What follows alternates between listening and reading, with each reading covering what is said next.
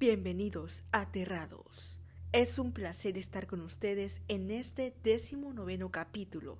Siéntanse libres de permanecer en la oscuridad mientras se adentran conmigo en las historias que les relataré. Los invito a seguirnos en nuestras redes sociales: Twitter @aterradosp, Instagram @aterradosp, Facebook Ateradospodcast, para que así podamos estar en contacto frecuente y la comunidad de Aterrados siga creciendo. Además, por estos medios pueden hacerme llegar sus historias, al igual que al correo mlcs96@outlook.com, dependiendo del tema que se aborde en la semana. También los invito a suscribirse en nuestro nuevo canal de YouTube, Aterrados Podcast.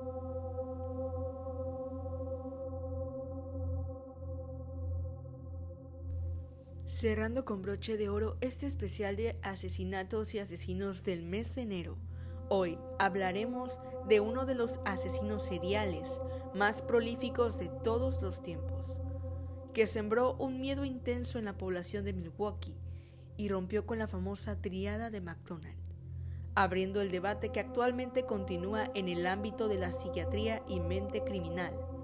¿Los asesinos seriales nacen o se hacen? A continuación, en Aterrados, Jeffrey Dahmer, el caníbal de Milwaukee.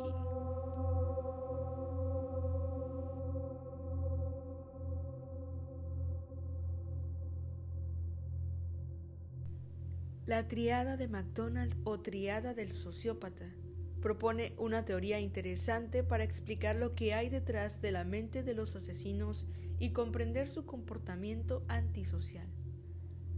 Propuesta por John Marshall McDonald en 1963, sostiene que los sociópatas presentan tres rasgos comunes: la piromanía, crueldad animal y la conducta conocida como enuresis, la cual hace referencia a la liberación de orina de forma no intencionada cuando se tiene más de 5 años y se encuentra en la etapa de sueño. Teóricamente, personas como los asesinos seriales han manifestado por lo menos dos de estas tres conductas en su infancia, las cuales tendrían detrás historial de malos tratos y abusos. Sin embargo, Dahmer es un caso especial, ya que en él se mezclaron ciertas tendencias agresivas con las condiciones perfectas que dieron paso a sus trastornados deseos. Jeffrey Dahmer nació el 21 de mayo de 1960 en Milwaukee, Wisconsin, hijo de una pareja hasta cierto punto convencional y criado en un ambiente familiar ordinario. Su infancia se desarrolló completamente normal, calificado por su padre como un niño en extremo curioso y con una gran fascinación por los animales. Se caracterizó por ser muy vital y extrovertido, alguien a quien le encantaban los animales y le gustaba jugar con ellos. Sus padres siempre fueron muy amorosos y le dieron siempre todo lo que pudieron para suplir sus necesidades. Su padre era químico y su labor le obligó a trasladarse con su familia en 3 ocasiones. Su madre Joyce era muy peculiar, pues tomaba medicamentos para las enfermedades mentales que sufría, sobre todo después de dar a luz a Jeffrey, ya que desarrolló depresión posparto. Su salud mental se deterioraba con el paso del tiempo. Incluso en una ocasión hizo que su hijo y esposo entraran al auto para seguir a un supuesto ovni que había visto pasar en el cielo. Estas conductas de la madre de Dahmer han hecho eco en los psiquiatras que estudian este caso, pues se preguntan si los comportamientos de Jeffrey fueron heredados de su madre.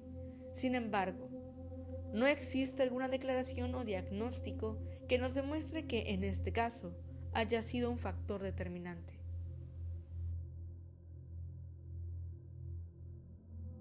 El evento que cambiaría por completo la vida del pequeño Jeffrey fue cuando en una ocasión presenció a su padre recogiendo huesos de animales muertos en el patio trasero de la casa. A partir de este incidente, Dahmer demostraría una conducta tímida, por lo que sus padres lo incitaban a realizar actividades que le hicieran interactuar con otros niños. A la edad de 6 años, se le diagnosticó una doble hernia. Necesitaba cirugía para corregir este problema.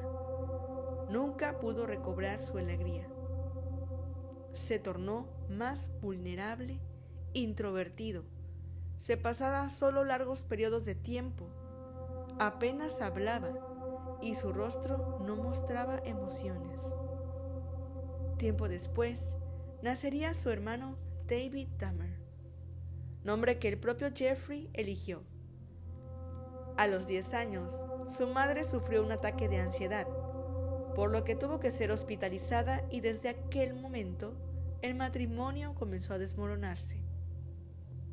Es aquí que Dahmer fue poco a poco abandonado emocionalmente por sus negligentes padres, quienes se la pasaban discutiendo todo el tiempo y no le proveían de atención y de amor.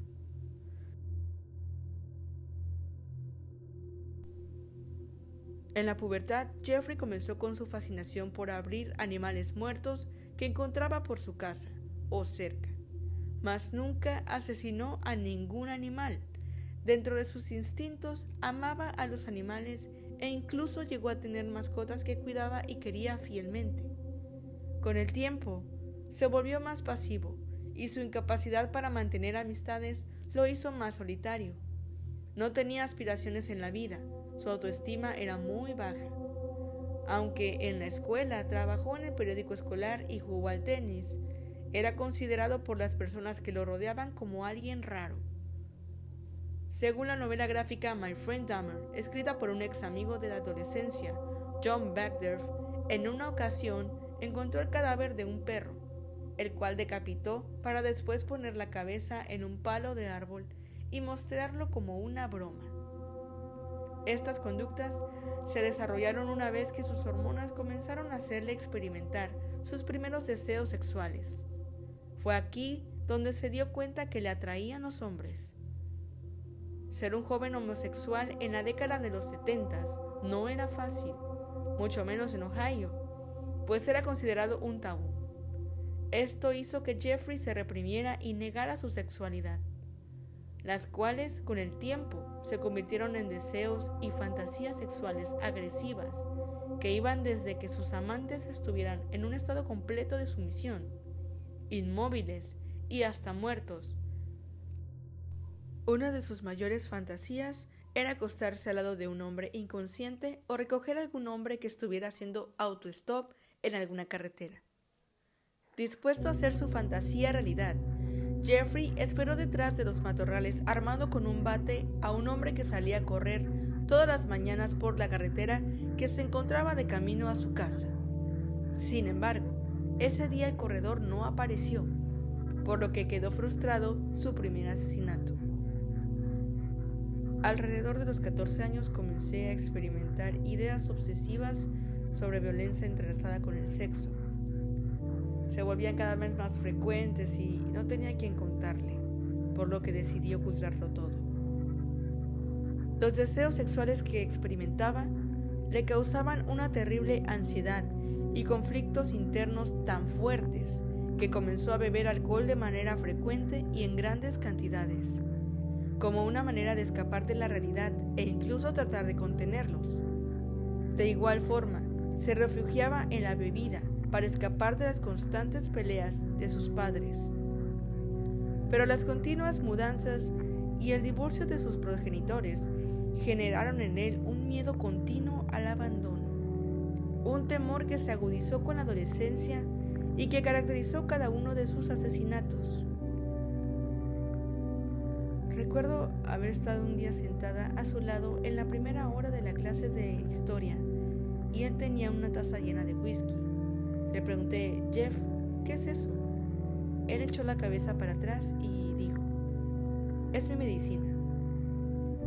Pero era obvio que se embriagaba a las 8 de la mañana, declaró Marty Schmidt, ex compañera de Jeffrey. A pesar de ser considerado por sus compañeros como un bicho raro, también era alabado por su extraño sentido del humor, siendo el payaso del salón. Sus bromas consistían en fingir pequeñas convulsiones o correr por los pasillos asustando a estudiantes mientras corría alzando las manos y gritando: «¡Simulacro de huracán! ¡Todos escóndanse!». Dichas bromas propiciaron el hacerse parte de un grupo de amigos que se dedicaban a hacer bromas utilizándolo a él como principal espectáculo, haciendo lo que llamaban un Dahmer, incluso haciendo un espectáculo en un centro comercial. De esa forma, pretendía parecer normal. Un ejemplo es cuando una vez invitó a una chica al baile de graduación, quien era amiga de la novia de uno de los chicos de su banda de bromistas, buscando así encajar en el círculo social de la escuela. La muchacha cuenta que Dahmer se mostró caballeroso con ella, pero extraño, debido al aparente miedo que sentía hacia las chicas. En verano de 1978, después de su graduación, Dahmer quedó completamente solo, pues sus padres, después del divorcio, decidieron irse a vivir cada quien por separado, dejando al muchacho de 18 años completamente solo en casa, lleno de tormentas mentales, con el sentimiento de abandono y sus horribles fantasías sexuales. Fue así que 3 semanas después, Dahmer por fin pudo hacer realidad su más grande deseo: asesinar. Conoció a Stephen Hicks, el cual también acababa de cumplir 18 años, mientras manejaba por la carretera y hacía autostop. Hicks salía de un concierto de rock en Lockwood Corners cuando se encontró con Dahmer, quien le ofreció continuar la fiesta en su casa con marihuana y cerveza. Después de horas charlando y escuchando música, Steven pronunció las palabras más equivocadas que podía decir: «Me tengo que ir». Esto causó que Dahmer activara su herida de abandono, pues Jeffrey no quería que Steven se fuera, provocando su ruptura interior y psicológica. Al darse cuenta de que de nuevo se quedaría solo, tras la partida de sus padres y hermano, Jeffrey tomó una mancuerna de 10 libras, golpeó a Hicks haciendo que éste cayera inconsciente. Después comenzó a ahorcarlo con ella hasta matarlo, y comenzó a masturbarse mientras le quitaba la ropa al cadáver. Estaba conduciendo de vuelta a casa, después de beber, y no estaba buscando a nadie, pero aproximadamente a 1 milla de distancia de la casa, ahí estaba él, haciendo autostop a lo largo de la carretera. No estaba usando camisa. Él era atractivo, estaba atraído a él. Me detuve y luego lo pasé. Después detuve el auto y pensé: bueno, ¿debería recogerlo o no? Y le pregunté si quería ir a mi casa y fumar algo de hierba. Él dijo: «Oh, sí». Y fuimos a mi habitación. Bebimos algo de cerveza, y desde ese momento que pasé con él, pude darme cuenta que él no era gay. Yo no sabía cómo mantenerlo ahí, aparte de tomar la pesa y golpearle. Cosa que hice. Lo estrangulé después con la misma pesa. Después de consumar su terrible acto, un gran remordimiento humano comenzó a aparecer en él, por lo que se deshizo del cadáver. Llevó a Hicks a una habitación de su hogar, donde comenzó a desmembrarlo. Metió los miembros en bolsas de basura y los metió a su auto para dirigirse al basurero más cercano. Sin embargo, un policía lo detuvo al notar que Jeffrey iba por una línea divisoria a gran velocidad. El oficial le hizo un test de alcoholímetro, del cual salió limpio. Al notar las bolsas, le preguntó sobre lo que contenían y a dónde se dirigía a tan altas horas de la noche, a lo cual Dahmer contestó que salió a dar una vuelta para aclarar su mente, pues había problemas en su casa. El oficial no sintió la necesidad de revisar las bolsas y lo dejó ir con una advertencia. Así que Jeffrey volvió a su casa rápidamente para esconder los restos debajo de su hogar durante 2 semanas. Después lo sumergió en ácido para remover cualquier pedazo de carne que quedara y trituró los huesos con un martillo, los cuales regó en círculos detrás de su hogar. 6 semanas después, su padre Lionel regresó a casa solo para descubrir que su hijo vivía solo. Queriendo que su hijo tomara las riendas de su vida, lo obligó a inscribirse en la Universidad Estatal de Ohio, donde durante el primer semestre se la pasó ebrio y faltaba a la mayoría de sus clases. Aunque su padre dejó 2 semestres pagados, Jeffrey se dio de baja después de 3 meses. Su padre decidió llevarlo a Alcohólicos Anónimos, pero no dio ningún resultado, pues seguía abusando del alcohol. Como última condición, le obligó a alistarse en el ejército, lo que aceptó sin mucho problema, por lo que empezó a entrenar como médico militar especialista en el Fort Sam Houston, en San Antonio, en enero de 1979. Entre la disciplina militar y el conocimiento del cuerpo humano, Jeffrey comenzó a madurar tanto en su físico como en su actitud, convirtiéndose así en un hombre muy atractivo y más extrovertido. En julio del mismo año, fue enviado a Alemania para servir como médico de combate. Sin embargo, su adicción al alcohol, así como 2 reportes de soldados que aseguraron que Dahmer los había drogado y violado, hicieron que lo dieran de baja definitivamente del ejército. Uno de los soldados víctima de las violaciones de Dahmer dijo en una entrevista que Jeffrey abusaba de él, lo golpeaba, lo encerraba en su habitación, pues él tenía la llave de su cuarto. Además, le presumía a todos el asesinato de Stephen Hicks, cosa que nunca le creían. Los 2 soldados tuvieron que asistir a terapia militar por trauma sexual. Aún no terminamos con la historia de Jeffrey Dahmer, el carnicero de Milwaukee. Esto fue solo una pequeña probadita de todas las atrocidades que hizo este hombre. Acompáñenos en el próximo capítulo de Aterrados, con la segunda parte de Jeffrey Dahmer, el carnicero de Milwaukee, parte 2. Nos vemos en el próximo capítulo de Aterrados.